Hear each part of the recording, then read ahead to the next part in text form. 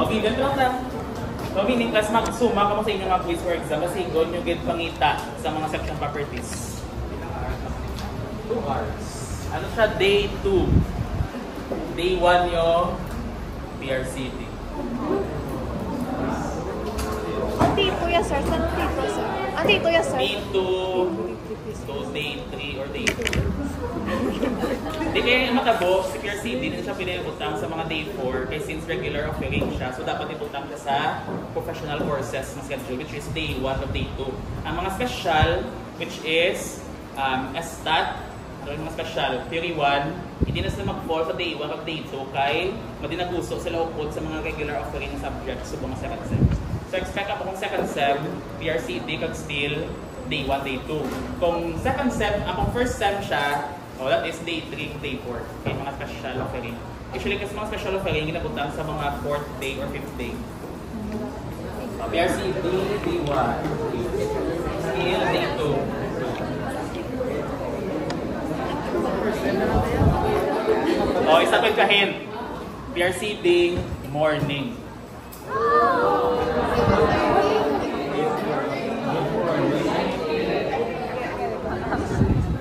What time sa morning? 8. Ang tatlo na katuinit isang schedule sa exam na hindi mo gusto. First is day 1 sa. Katuwa, 8 AM. Katatlo, straight siya whole morning. Office. Sa garage. So ang PRCT, 8 to 12 noon, 4 hours.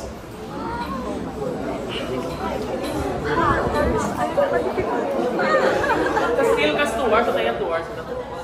Siguro si short solo, tito sa ano, sir? Third day pa tito. Tito yan. Tito, siguro kasi day 4 or day 3. Sige na, sir, diba? Hindi sa magduman. Kaya ang inyong day 1 is transco, I think. Still hapon. Ha?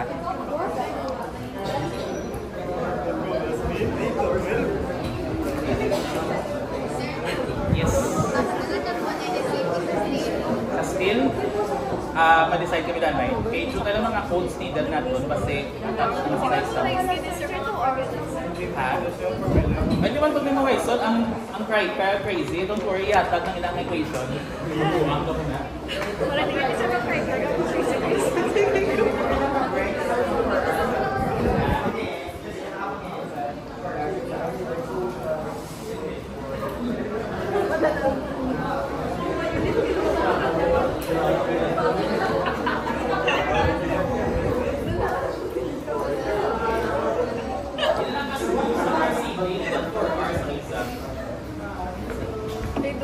Ano nga ito mga skill ng gamit? A992 or ito nakasulat? Kanila. Skill. Wala, sir. Wala, sir. Wala, sir.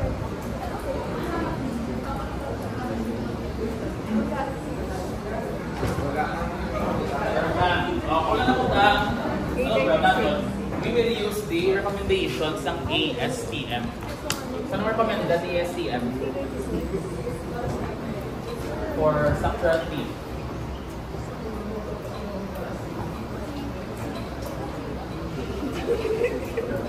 Ano ang material?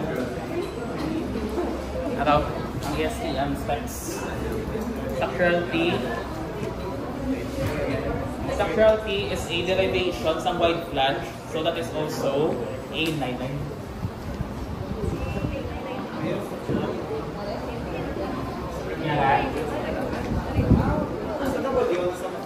Yes. W. Kaya ang imong structural T is cut from wide flange, standard shape, kag mga miscellaneous shape. So, pilang FY na nit? 345. Okay. We have column height. So, aton nga, ang base length is 7.5 meters overall. But, ang ba niya, okay, ang bottom connection ng column ko natin is fixed. Tapos pin at top connection natin. Okay, so let's try to visualize this. So this is the stronger axis. This is the weaker axis. So fixed na din. Tapos pin. Tapos dili pin man siya. Okay? So what would be our KX? Pinakapilog. The stronger axis. And ba niya, that is where the bottom pressure is fixed. Ngayon, wala sa sugpon, no? Wala sa sugpon. Dito ganas.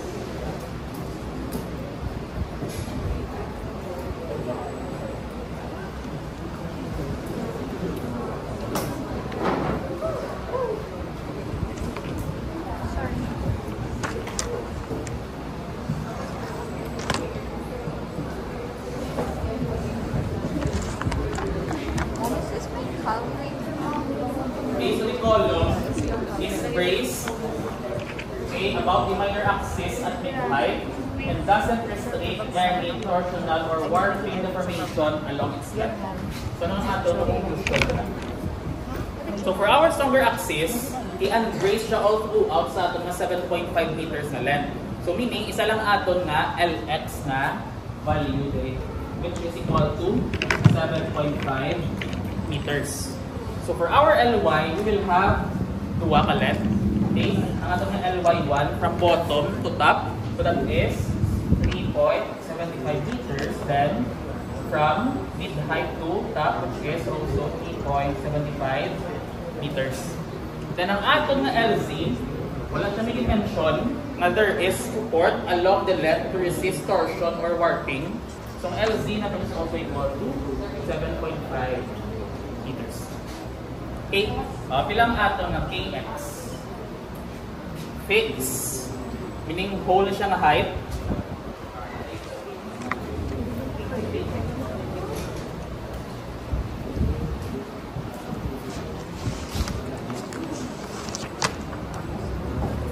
This is your 3.75 meters.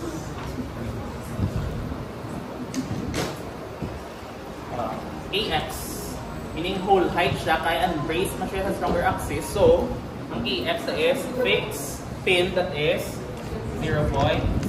LY1, agi siya, fixed going to pin. Pilang aton na KY? 1. Fixed pin, 0.7.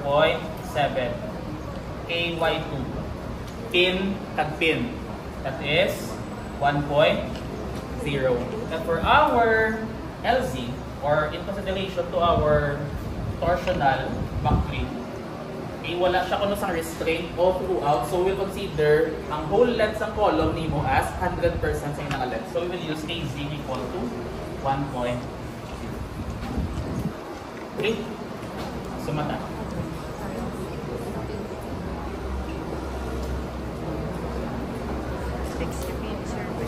Okay, let's check for local stability.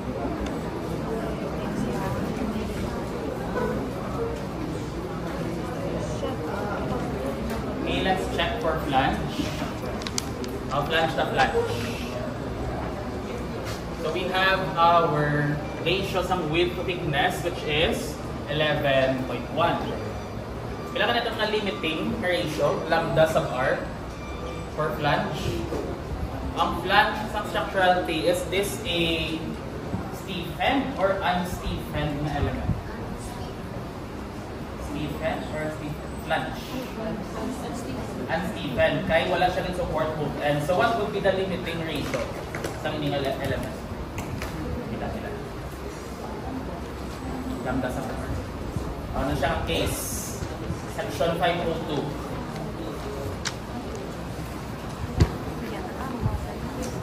May mga portion na class nga sa mga assessment plan. Check if the section is slender or not slender. So then, LC. Kaya hindi natin the problem na the column is braced about the middle axis and doesn't restrict any torsional and warping deformation along its length. So, gina-allow natin na mag-twist siya all throughout sa length.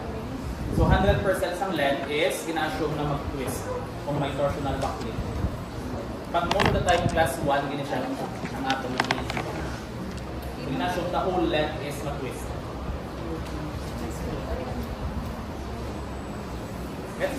Kasi same lang sa column, di ba for flexural backplane, amo yung original length. So if pinned siya sa babaw sa dalong, ano nga bend rin? 100% sang aton nga length for flexural buckling. Likewise, kung fixed sa dalong, tapos pin sa babaw, o only 70% sang aton nga length ang gamiton. So, if ang imong member is supported sa babaw sa dalong, regardless kung fixed or pin, pero mention, ina-allow siya mag-twist, meaning 100% sang imong nga length, ina-consider mo nga mag-twist. That's why 1. Kaya ang aton nga effective length factor is the ratio or the percentage isang length naton subjected to buckling naton. Mainly torsional or flexural buckling. Okay? Pila na eh? Ano nga case? Case 3. Case 3. And Stephen, no? Pila na siya? 0.56 E over N. Sa nito klasa, sa plate number 3 ninyo, may 6 items to. Identify if the section is slender or non-slender. Dapat kabalo ka mo kung ano nga case gamiton for each shape. Pila kasi days and duration, sir. Ang compression tayo na plates na after example natin ulit. Attention ng okay, wala pang di ba nagdala pang inyong PRCT nga plates, no? At pakita mo ito, 4 na plates mo ito kahulat sa PRCT. Sa PRCT, may plates na ako. Pero sir, ano po sir? Sa time. Sa NAMSOL, wala pa ka mga lab. Hindi pa mo mahato. Pwede yung class mong duman ng 4. Pila na eh? 13.48. So this is the upper limit, di ba? Meaning this is greater than sa atong nga lambda sub F. Therefore, flange is ano siya? Non-slender. Okay, next sa web. Lambda sini is 17.9. So anong aton nga limiting na width thickness ratio for web? Ang web is Stephen or unstephen? Stephen. Sacral T. That is unstephen. So ano siya ang case? Case. Sa kasi hindi na obvious, hindi na bukang nila. Wala kasi sacral T. O, dito masalot na case. Tanan na may uniform compression lang tawon ninyo.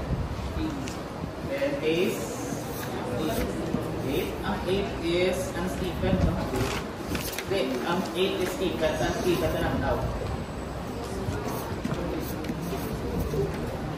Basta ang case 5. Anong last line sa case 5? And all other unstephen elements. Meaning, kung gusto mong sulod sa 4, sa 3, okay?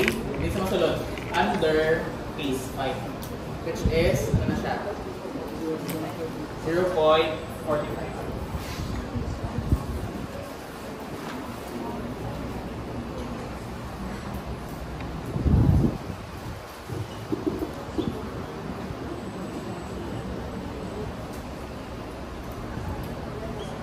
Ilan isa?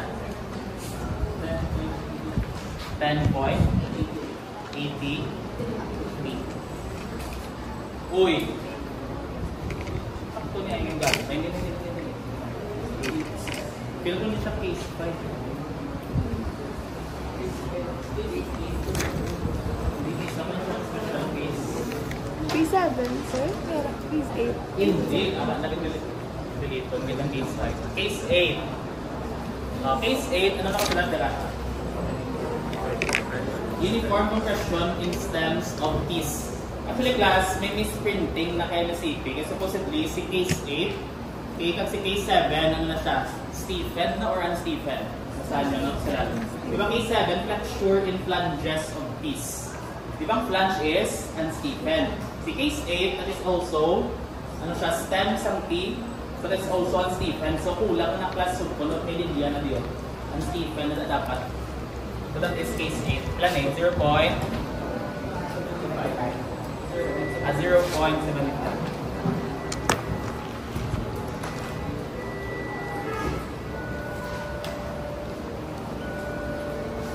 Ilan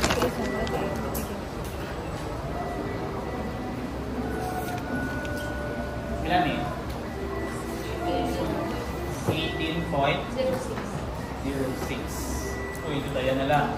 Greater than ang aton na width thickness ratio for our web na element. Therefore, web is non-slender. Okay? Since sa anong pasasa ni CP, I'll allow you na mag-write kung may mga corrections. Say ito pala nga ang sa case 7 at case 8 that would be under sa unstable elements. Since there are no slender elements,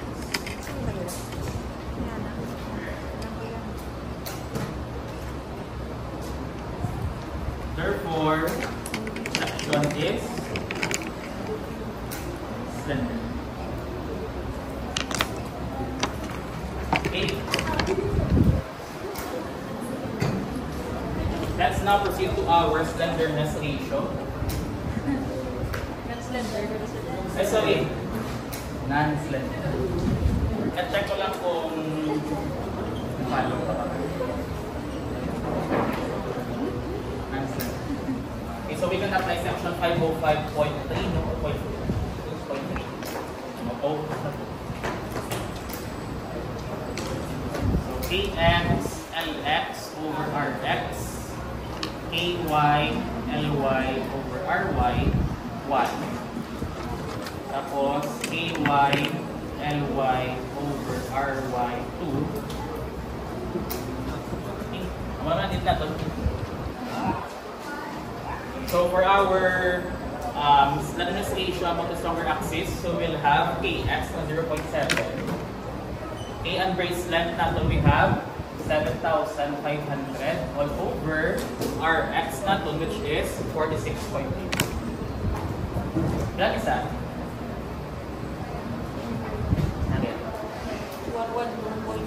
112.179. Okay, kadua, for our slenderness ratio about the weaker axis, considering ang stronger axis class, isa lang yung aton ngay consider kay wala tadiya sang bracing or support between the bending sa stronger axis. So pwede siya mag-bend whole na length. Ang nga isa lang aton na Lx kag Tx. But about the weaker axis, miyara kami gapugong sa mid height. So pwede siya mag-bend dire, mag-bend man sa dira. So this is our Ky1, Ly1 kag Ry, Ky2, Ly2 kag Ry na. So let's consider first Ly1 and Ky1. So that is 0.7 times 37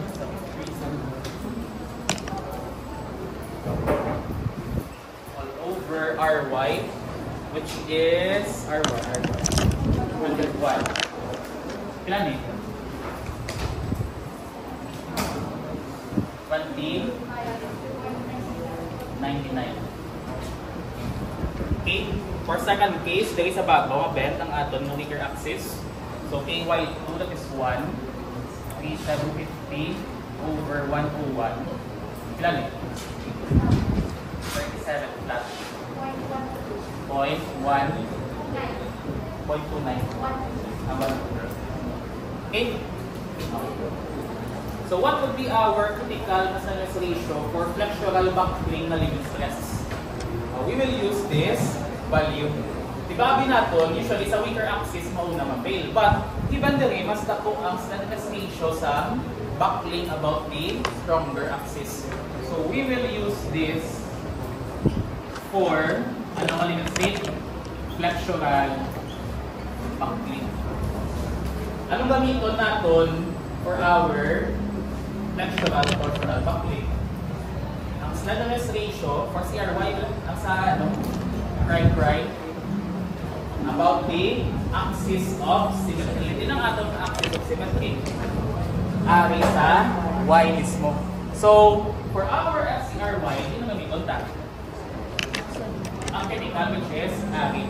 So, use for flexural torsional backplane for solving some FCR. Nagets nyo?